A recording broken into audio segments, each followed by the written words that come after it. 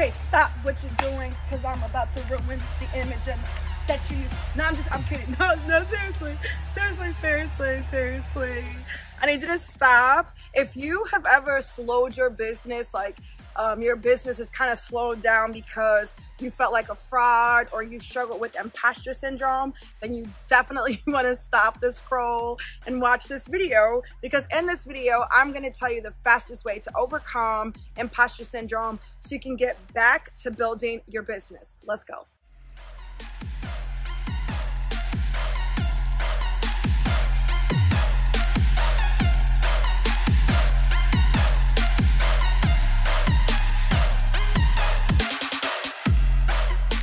Welcome to my YouTube channel. I'm your girl, Courage Molina. I'm pastor of Dose of Courage Community Church, and I'm also the founder of Courage Molina University. I help purpose-driven women just like you to build extraordinary faith so that they can be bolder, more confident, and courageous enough to build the business that God has placed in their heart. I'm so glad you're at my channel. Go ahead and hit the subscribe button if this is your first time here. If not, welcome back. Thank you so much for always coming back to sit with me, to hang out with me, especially on TGIW on these Wednesday nights. What's good? Say what's up in the chat. Let me know where you are viewing from. I always feel like I'm going to be like an international sensation. And so I just want to know where y'all at. That's all. So rep your city in the comments. What's up? Let's get into this video about imposter syndrome. So listen, have you ever felt like it's difficult for you to take compliments, or like you don't deserve the compliments that you've been given? If so, then you might struggle with imposter syndrome. If you feel like a fraud when you start to like build your business and it kind of slows you down, then again, you might be dealing with a little bit of imposter syndrome. How many of you have either heard the term imposter syndrome, or you feel like you have struggled with it? Hands up. Let me go ahead and put my hand up. Drop that hand up emoji in the chat. Say me too. Let me know if this is something foreign to you. Like, I've literally never experienced that in my life. Or if you have experienced it, you just felt like you were undeserving of the position or the call or the business or the profit or the blessing or the growth that you were about to get. Well, let me tell you something. Turns out it's kind of a thing. It happens. It turns out that you are not alone. You're not the only person that has felt this way or who has dealt with this. First things first, feeling like a fraud is proof that you aren't a fraud, right? Because if I'm a fraud, I don't feel like a fraud. I know I'm a fraud because I'm doing all the fraudulent things.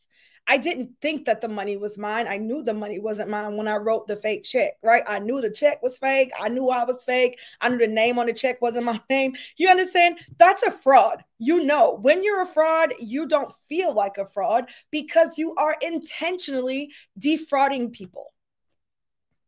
You see what I'm saying? So the fact that you feel like a fraud is proof that you aren't one. Frauds don't feel like frauds. They are.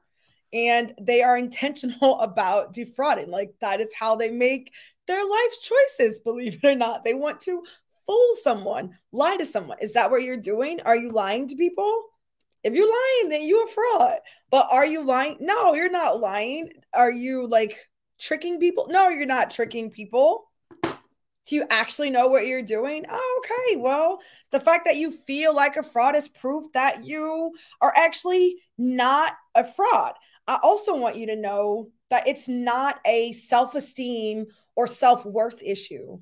How many of you feel like because you struggle with imposter syndrome, like that must be mean that you have some type of self-esteem or self-worth issues? Like, or you thought in yourself like, oh, I need to boost my confidence, or I need to boost my self-esteem so that I feel better, and then I don't feel this like imposter syndrome. Have you ever thought that or felt that way? Have you ever even heard that you know, it's a self-esteem or self-worth issue? Not true. Some of the most accomplished people on the planet have admitted to struggling with feeling like an imposter or feeling unworthy. What we're really talking about is this sense of like feeling unworthy for the accomplishments that you've had, or the awards, or the accolades, or the respect that you've been given, feeling unworthy of the achievements, right? Even Maya Angelou, the late great Dr. Maya Angelou, also, talked about feeling like inept at what people thought. Like, I didn't think I was this great. Mary J. Blige in her documentary was like, I didn't know I was Mary J. Blige. Meanwhile, she's a singing and entertaining sensation. Even Albert Einstein felt some type of way about his own accomplishments. And like, we know who those people are. These are some of the greatest contributors to society. And, they've dealt with it. So it's not about your self-esteem. It's not about your self-worth. It is actually like a psychological phenomenon, so to speak, that happens.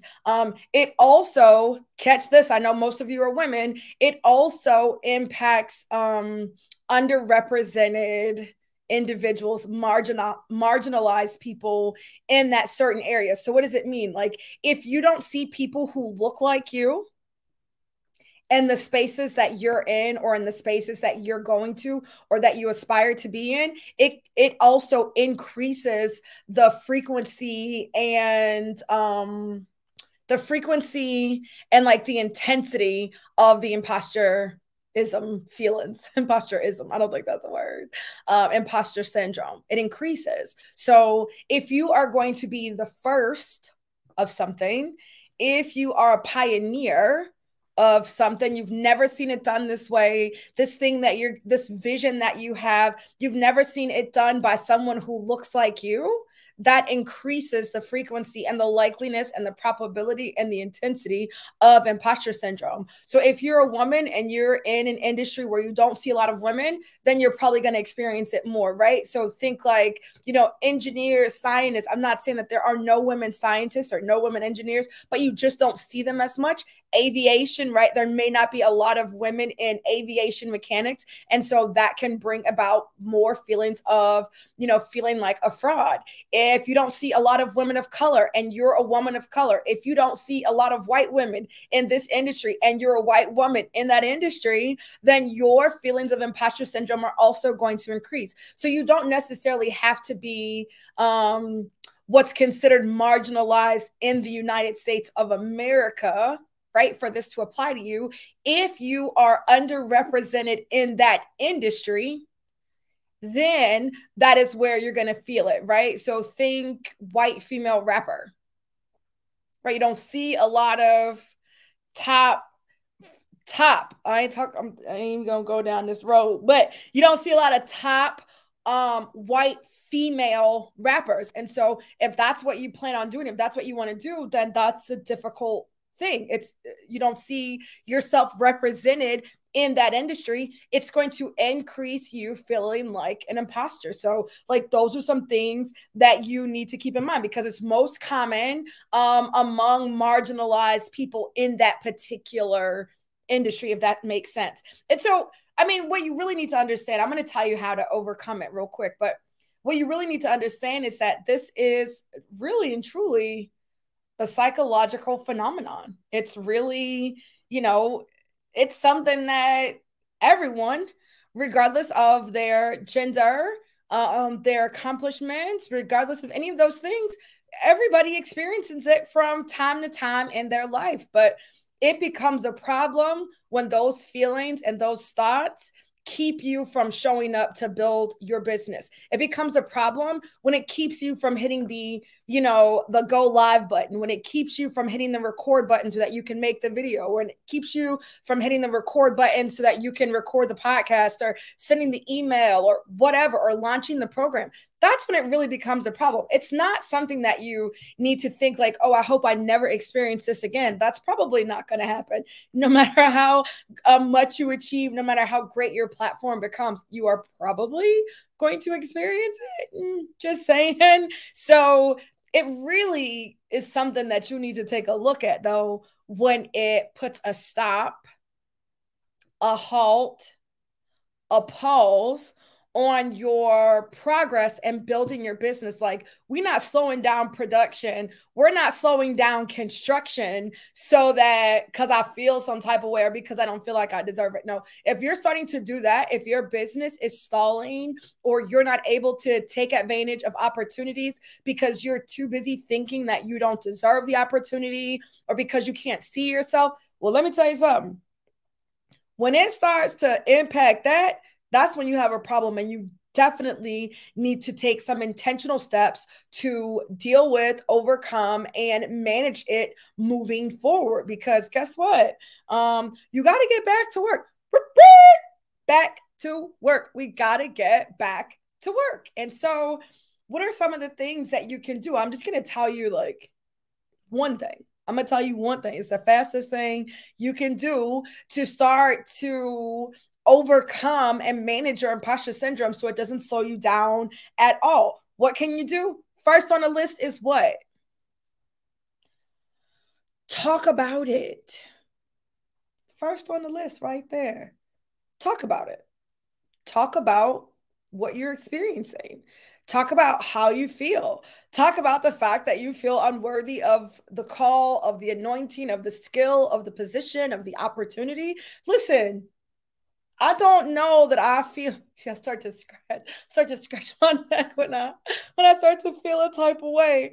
I don't know that I necessarily, especially in the beginning, felt like I was worthy of the calling of pastor. Like, wait, what? Like, do you know me? Do you know the life that I've lived?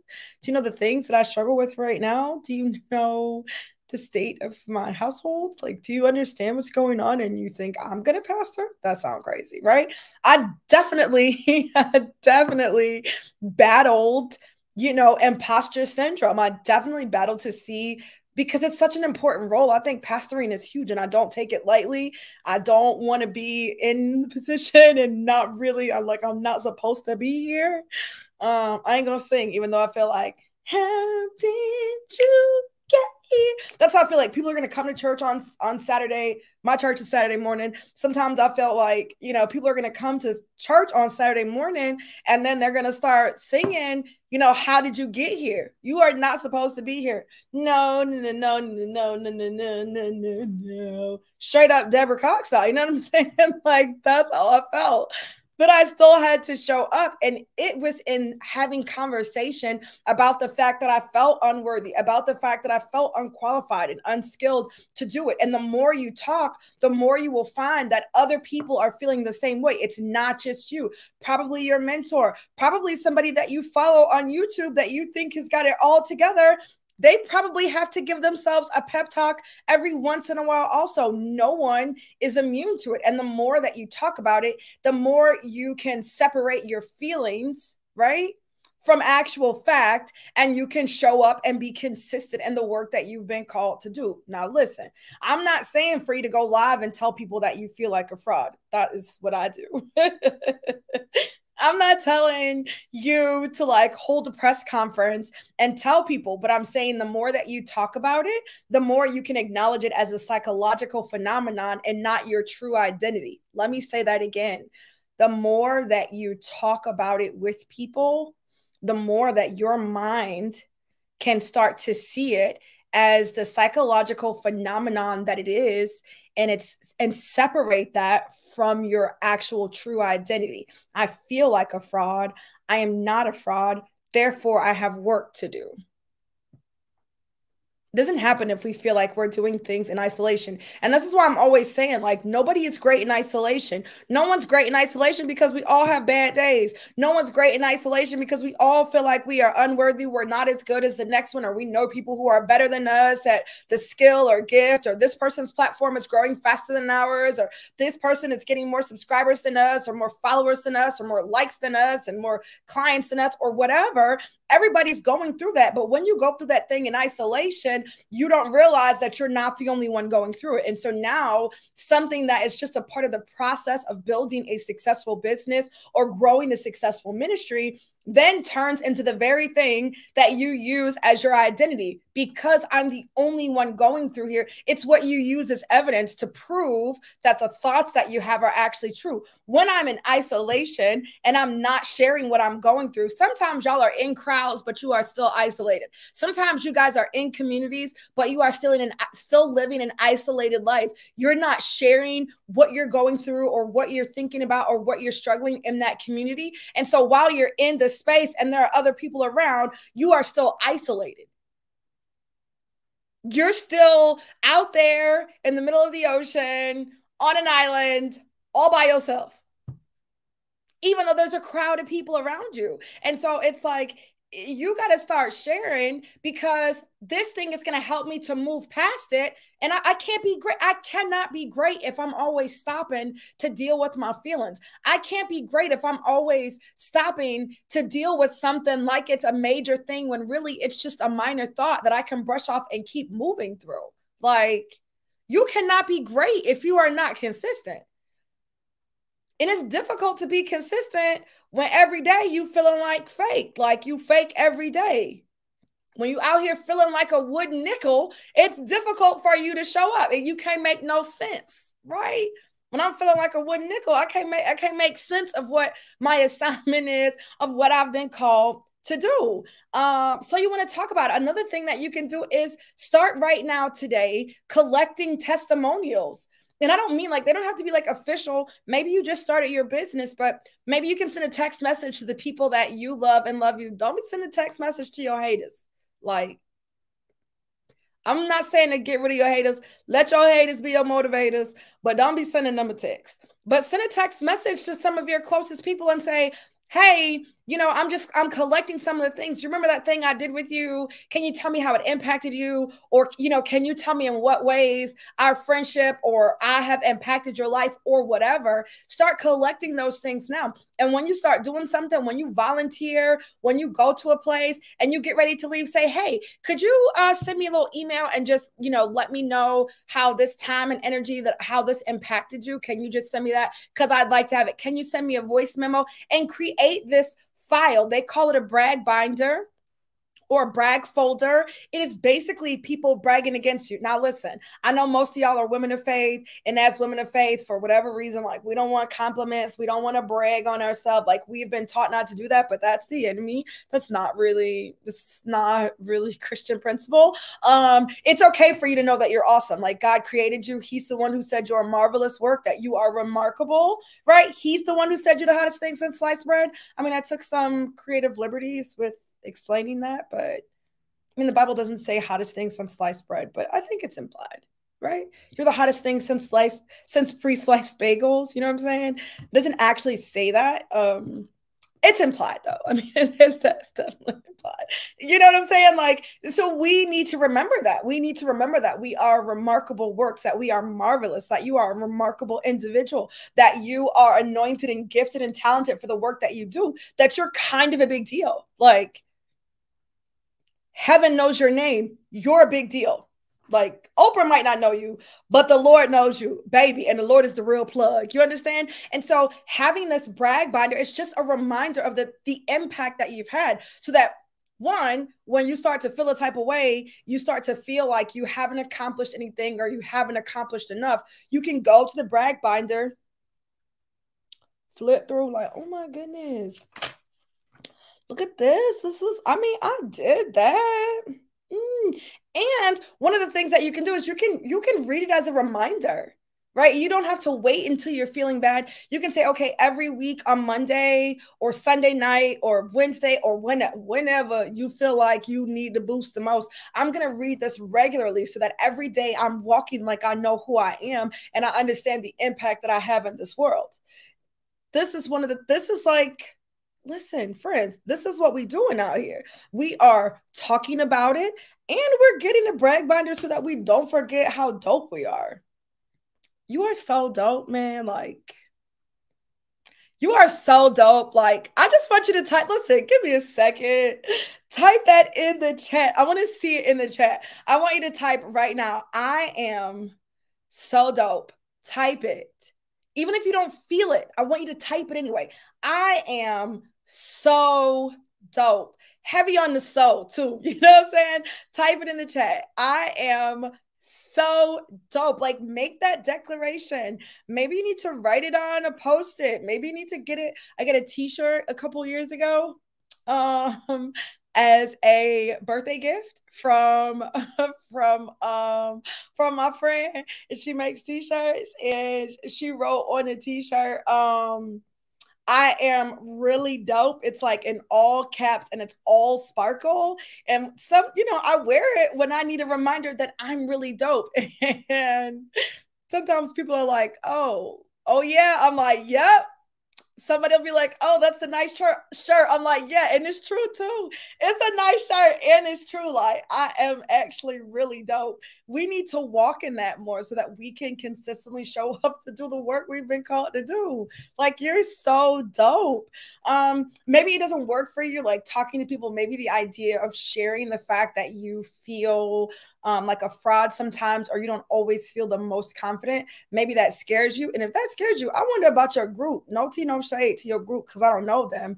But either you don't trust your group, or your group can't be trusted.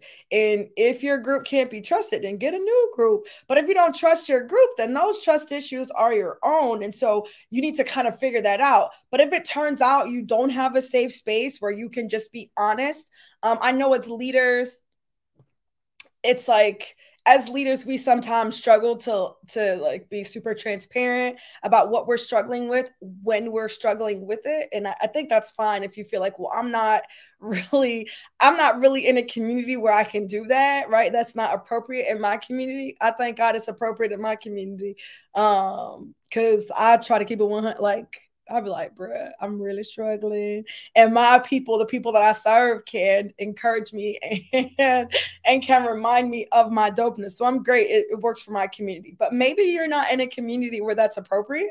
Or maybe your community stinks. I don't know. It could be one or the other. But if it's not appropriate, or it's not a safe space, then I want to invite you to join a safe space and join Dose of Courage community on Facebook. Like, I want you to join us. I probably should have put this as a banner before now, but it's okay.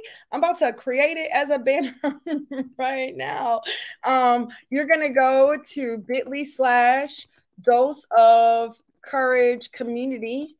Listen, these are the best women you ever met in your whole entire life, okay? You never met women this dope before, ever. I'm trying to tell you. These are the dopest women on the planet in this community. So go to bit.ly/Dose of Courage community and join the community, right? We are an online church, that's true, but we're for women entrepreneurs, so we get it. Like, we get the imposter syndrome. We get that the vision that you have is bigger than anything you've ever seen, and you are low-key trying to figure out if you heard God right, or if it's your ego, or like, what, like, did the Lord really say for me to do this? Right? So go ahead and join us. I mean, I love that it happens on Saturday morning. So this way it does not conflict with your Sunday morning church. You can still go to church on Sunday. It's only women. So go ahead. You can join the Facebook community and then join us for church on Saturday as well. Now, listen, I hope this has blessed you. I hope that this has encouraged you to get your whole life and look yourself in the mirror and be like, oh, you my boo. You hot. You great. You okay. I see you, right? Like, pump yourself up and remind yourself exactly who you are. Even if the world can't see it, the Lord can. And the word says who you are. You need to say that to yourself and for yourself. You need to be reminded that, like, friend, girl, you so dope. Like, girl, you really be doing that. Girl, look at the last thing. Like, girl, you see that thing you did? Girl, you did that. And you need to be in a community who can see that thing you did and be like, girl, girl, you did that. All right. Go ahead and like this video. If you haven't liked the video, go ahead and make sure that you subscribe. Now, we are not leaving I know that y'all like, oh, is this over? No, we're not leaving. We're going to go ahead and go on over to the A&O show as TGIW continues. As always, thank you so much for chilling with us, hanging out with us, dropping in the chat, watching my video. I don't take it lightly. I so appreciate y'all. Next time, you know what I'm saying? Bring a friend, okay? Love y'all. Later.